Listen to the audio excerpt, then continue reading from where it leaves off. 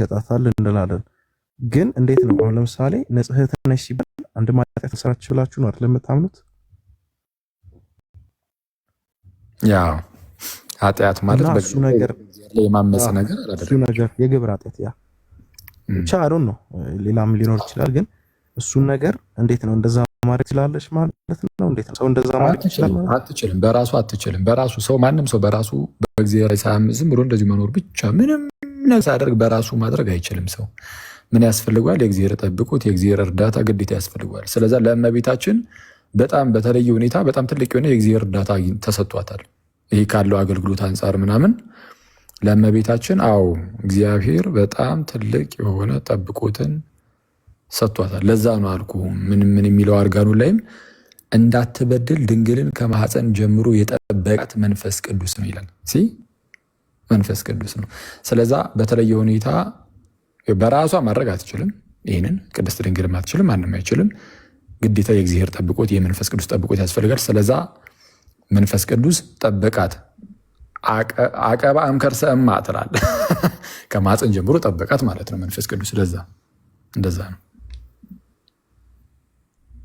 እሺ ያው ለአሁኑ ያው ማርያም ላይ ያለኝ ኬዝ ያው ጨርሼዋለሁ ማለት ነው። ይሄ ነበር ሁለት ጥያቄ ነበር የነበረኝ። ወደ ሌላ ቦታ ልሄድ። እሺ ሶስተኛው ጥያቄ ደግሞ ምንድነው ዕብራውያን ላይና ፊልጵስዩስ ላይ ማለት ነው ሁለት ተመሳሳይ ሐሳቦችን ያነሳልና የመቅደሱ ስርዓት ስለ ሕግ ነውና የሚናገረው። እዛ በኋላ ደግሞ ስለ ሰንበት። አሁን ጥያቄ ሰንበት ላይ ነው። የመቅደሱ ስርዓት እውነት ነው እንትን ተብሏል። ግን አሁን እዚህ ጋር ሰንበትን ታከብራላችሁ አይደል? እናንተ ማለት ሰንበት እንዴት እንደሆነ አላውቅም። እንዴት ነው ስለ ሰንበት ያላችሁ እይታ? መጀመሪያ እሱን ክሊር ላድርገው፣ ጥያቄ ስላለኝ ነው። ከዛ እመጣለሁ። እሺ ሰንበት እኛና እናንተ የሰንበት አስተሳሰብ ስለሚለያይ ማለት ነው። እሺ ሰንበት እንግዲህ በአዲስ ኪዳን እውነተኛው ሰንበታችን ክርስቶስ ኢየሱስ ነው። ሰንበት እረፍት ነው እንግዲህ እና ያረፍንበት ማረፊያችን ሰንበታችን መንፈሳዊ ሰንበታችን ጌታችንና መድኃኒታችን ኢየሱስ ክርስቶስ ነው። ስለዚህ ክርስቶስ ሲመጣ ሁላችን በክርስቶስ ያረፍንን በኋላ ደግሞ በዘላለም መንግስቱ ደግሞ የምናርፍ እንሆናለን በፍጻሜ ደረጃ ማለት ነው። እንግዲህ የሁሉም ነገር ኮንሱሜሽን ስለሚመጣ ማብቂያው ስለሚመጣ ሰንበታችን ክርስቶስ ኢየሱስ ነው። ስለዚህም አሁን የሐዲስ ኪዳን ምንድነው የክርስቲያኖች ሰንበት ተብላ የምትታወቀውም እሁድ ናት። ለምንድነው እሁድ የተደረገው? አሁን ጥንት ላይ ሰንበት ሲባል ቅዳሜ ነው። በእሁድ ነው የሚጀምረው ፍጥረት፣ ቅዳሜ ነው። ሰባተኛው ቀን ላይ ቅዳሜ ላይ እረፍት ነው። ስለዚህ አሁን በአይሁዳውያን ዘንድ ብትሄድ ሰንበት ለእነርሱ ቅዳሜ ነው። የክርስቲያኖች ሰንበት የሚባለው ግን እሁድ ነው እንደሚታወቀው። የክርስቲያኖች ከተባለ ማለት ነው። ለምንድነው የክርስቲያኖች ሰንበት እሁድ የተባለው? በአጭሩ ክርስቶስ ኢየሱስ ሞቶ የተነሳባት ቀን ነች። የተነሳባት የትንሣኤ ቀን ነው። ስለዚህ እረፍት ያገኘ ነው በክርስቶስ ትንሣኤ ስለሆነ ክርስቲያኖች እየተሰባሰቡ እሑድ እንጀራን በመቁረስ ወይም የቅዱስ ቁርባን ስርዓት በመስራት ምናምን ያሳልፉ ነበረ፣ በምስጋና ምናምን ማለት ነው። ስለዛ እረፍታችን ክርስቶስ ነው። ያረፍነው በእርሱ በትንሣኤው ነው። ስለዚህ የትንሣኤውን ቀን እሑድን እንደዛ ብለን መንፈሳዊ ነገር በማድረግ ትንሣኤውን በማሰብ ምናምን የእኛንም ትንሣኤያችንን ተስፋ በማድረግ የምንውልበት የምናሳልፍበት ይሆናል። የቅዳሜው ከሆነ ግን ያው በብሉይ ኪዳንም የነበረውን እርሱን በማሰብ ቅዳሜን ያንን በማሰብ እናከብሯለን ማለት ነው። ከዛ አንጻር በተለይ ኢትዮጵያ ውስጥ ኦኬ።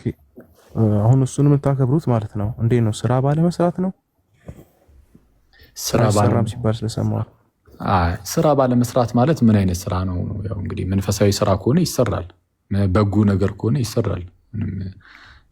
ልክ ጌታችን በአንድ ወቅት እንዳለው ነው ከእናንተ ውስጥ ማለት አይሁዳውያን በጣም ለጥጠው ስለሆነ ነገሩን ይዙ የነበሩት። ለምሳሌ ከእናንተ ውስጥ አንዱ እንስሳችሁ ወይም በጋችሁን ያለው አይስ ብቻ አንድ እንስሳ ይጠራና ጉድጓድ ውስጥ ቢገባ በዛን ቀን በሰንበት ቀን ማለት ነው ሰንበት ስለሆነ አላወጣም እኔ እንደዚህ ነገር አልነካም ብላችሁ ትተውታላችሁ ያለ አይተውትም። ሄደው ይሰራሉ፣ ያወጡታል።